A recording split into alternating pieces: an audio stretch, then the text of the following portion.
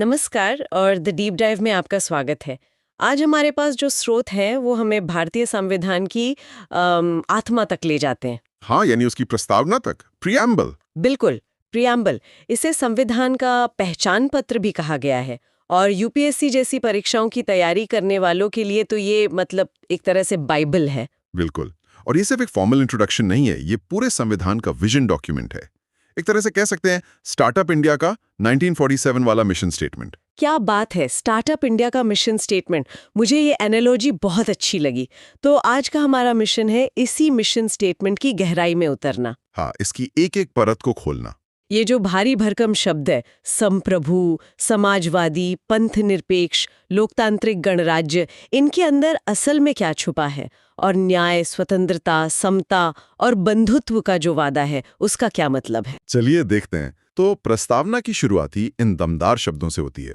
हम भारत के लोग भारत को एक संपूर्ण प्रभुत्व संपन्न, समाजवादी, पंथ निरपेक्ष, लोकतंत्रात्मक गणराज्य बनाने के लिए। ये सुनने में किसी शपथ या वादे जैसा लगता है। ये असल में है क्या? क्या यही हमारे संविधान की नींव है? हाँ, ये वादा भी है और नींव भी। मशहूर कानूनविद N.A. पालकीवाला ने इसे संविधान का परिचय पत्र कहा था। अच्छा, ये नेहरू जी का जो उद्देश्य प्रस्ताव था ना, ऑब्जेक्टिव रेजोल्यूशन, उस पर आधारित है। ये बताता है कि हम संविधान क्यों बना रहे हैं। इसके आप कह सकती हैं 4 मुख्य हिस्से हैं। 4 हिस्से कौन कौन से? पहला तो ये कि असली पावर किसके हाथ में है, और वो है हम भारत के लोग। यानी अथॉरिटी जनता से आती है, किसी राजा या बाहरी ताकत से नहीं। एकदम सही। दूसरा, ये भारत का कैरेक्टर बताता है, मतलब इसका नेचर कैसा होगा। Sovereign, socialist, secular, democratic, Republic. ठीक है। तीसरा, ये संविधान का गोल सेट करता है, न्याय, स्वतंत्रता, समता और बंधुत्व। और चौथा, ये हमें वो तारीख बताता है जिस दिन हमने इसे अपनाया, 26 नवंबर 1949। चलिए तो फिर इन कैरेक्टर वाले शब्दों से ही शुरू करते हैं। पहला है संप्रभु, सॉवरेन। इसका सीधा साधा मतलब क्या है? सॉवरेन का मतलब है कि भारत अब अपने फैसले खुद लेगा। वो किसी भी बाहरी देश पर निर्भर नहीं है, न ही किसी का डोमिनियन है, जैसा हम आज़ादी से पहले थे। अपने आंतरिक और बाहरी हर मामले में हम पूरी तरह आजाद हैं। बिल्कुल। लेकिन यहाँ एक सवाल उठता है। भारत कॉमनवेल्थ का सदस्य है, जिसकी प्रमुख तो ब्रिटेन की महारानी हुआ करती थीं। तो क्या इससे हमारी संप्रभुता पर कोई असर नहीं पड़ता? ये एक बहुत अच्छा सवाल है और इसका जवाब है नहीं, बिल्कुल नहीं पड़ता। देखिए, 1949 में भारत ने कॉमनवेल्थ की सदस्यता जारी रखने का फैसला किया, लेकिन यह एक स्वैच्छिक घोषणा थी, कोई कानूनी मजबूरी नहीं। अच्छा, मतलब हम जब चाहें इसे छोड़ सकते हैं। हाँ, जब चाहें। ये हमारे सॉवरेन स्टेटस को जरा भी कम नहीं करता। ठीक है, तो भारत अपने फैसले खुद लेगा, ये हुई संप्रभुता की बात। लेकिन वो फैसले किस दिशा में होंगे? समाज के लिए होंगे या बाजार के लिए? यहीं पर 1976 में एक बहुत बड़ा और विवादास्पद शब्द जोड़ा गया, समाजवादी। सोशलिस्ट। आपने सही पकड़ा। ये शब्द मूल प्रस्तावना में नहीं था। इसे 42वें संविधान संशोधन के जरिए जोड़ा गया। और यहाँ ये समझना बहुत जरूरी है कि जब हम समाजवाद सुनते हैं तो हमारे दिमाग में रूस या चीन आता है, लेकिन भारत का समाजवाद एकदम अलग है। कैसे अलग है? देखिए, रूस वाला समाजवाद साम्यवादी समाजवाद है, जहां सरकार उत्पादन के सारे साधनों मतलब फैक्ट्रियों और जमीनों पर कब्जा कर लेती है, प्राइवेट प्रॉपर्टी खत्म। ओके। भारत का समाजवाद लोकतांत्रिक समाजवाद है। इसका फंडा एक मिक्स्ड इकोनॉमी वाला है, मतलब यहाँ सरकारी कंपनियां यानी पब्लिक सेक्टर भी होगा और प्राइवेट प्लेयर्स भी होंगे, दोनों साथ साथ चलेंगे। दिलचस्प। तो इसका मकसद स्टेट कंट्रोल नहीं बल्कि कुछ और है। हाँ, इसका असली मकसद है गरीबी, बीमारी और अवसर की असमानता को खत्म करना। और सबसे दिलचस्प बात यह है कि भारतीय समाजवाद गांधी जी के सर्वोदय के विचार से ज्यादा प्रेरित है। सर्वोदय यानी सबका उदय। बिल्कुल, समाज के आखिरी इंसान तक का विकास। ये टॉप डाउन स्टेट कंट्रोल की बात नहीं करता, ये बॉटम अप विकास की बात करता है। ये एक बहुत बड़ा वैचारिक अंतर है। अगला शब्द है पंथ निरपेक्ष यानी सेक्युलर, जिसे भी 1976 में ही जोड़ा गया। लेकिन इसको लेकर आज भी बहुत बहस होती है।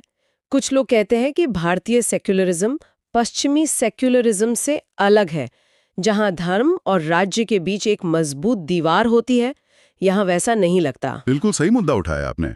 पश्चिम में, खासकर अमेरिका में, सेक्युलरिज्म का मतलब है धर्म और राज्य का कंप्लीट सेपरेशन। एकदम अलग अलग। हाँ, राज्य धर्म में और धर्म राज्य में कोई दखल नहीं देगा।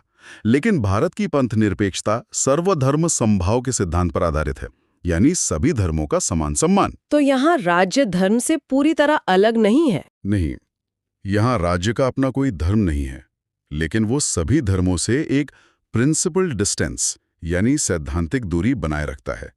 इसका मतलब है कि राज्य सभी धर्मों को बराबर सम्मान देगा और जरूरत पड़ने पर धार्मिक मामलों में हस्तक्षेप भी कर सकता है। जैसे किसी सामाजिक बुराई को खत्म करने के लिए। बिल्कुल, ये एक पॉजिटिव कॉन्सेप्ट है, नेगेटिव नहीं।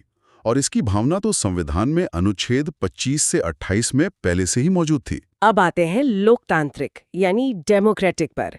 ये तो हम सब जानते हैं कि भारत एक लोकतंत्र है, पर इसका मतलब सिर्फ हर 5 साल में वोट देने से कहीं ज्यादा है ना? बहुत ज्यादा। संवैधानिक तौर पर इसका मतलब है कि सर्वोच्च शक्ति यानी संप्रभुता जनता के हाथ में है। हम प्रतिनिधि लोकतंत्र को फॉलो करते हैं, जहां हम अपने नुमाइंदे चुनकर संसद में भेजते हैं। लेकिन प्रस्तावना सिर्फ राजनीतिक लोकतंत्र की बात नहीं करती। और किस लोकतंत्र की बात करती है? ये सामाजिक और आर्थिक लोकतंत्र की भी बात करती है। डॉक्टर अंबेडकर ने 25 नवंबर 1949 को संविधान सभा में अपने भाषण में एक बहुत गहरी बात कही थी। क्या कहा था उन्होंने? उन्होंने कहा था, राजनीतिक लोकतंत्र तब तक स्थायी नहीं बन सकता जब तक कि उसके मूल में सामाजिक लोकतंत्र ना हो। सामाजिक लोकतंत्र का मतलब है स्वतंत्रता, समानता और बंधुत्व को जीवन के सिद्धांतों के रूप में स्वीकार करना। इनके बिना राजनीतिक लोकतंत्र खोखला है। और इस लिस्ट का आखिरी शब्द है गणराज्य, रिपब्लिक। ये लोकतंत्र से कैसे अलग है? कई बार लोग इन दोनों को एक ही समझ लेते हैं। इसे ऐसे समझिए, ब्रिटेन एक लोकतंत्र तो है, पर गणराज्य नहीं। क्यों? क्योंकि वहां का हेड ऑफ स्टेट आज भी राजा या रानी है, जो विरासत में गद्दी पाते हैं। वो एक परिवार का मामला है। जबकि भारत एक गणराज्य है, क्योंकि हमारे हेड ऑफ स्टेट यानी राष्ट्रपति विरासत से नहीं आते। उन्हें चुना जाता है। हाँ, उन्हें चुना जाता है और उनका कार्यकाल भी तय है। कोई भी भारतीय नागरिक अगर योग्य है तो उस पद तक पहुंच सकता है। यानी गणराज्य में देश किसी खानदान की जागीर नहीं होता। बिल्कुल। इसका एक और मतलब है कि सारे पब्लिक ऑफिस हर नागरिक के लिए बिना किसी भेदभाव के खुले हैं।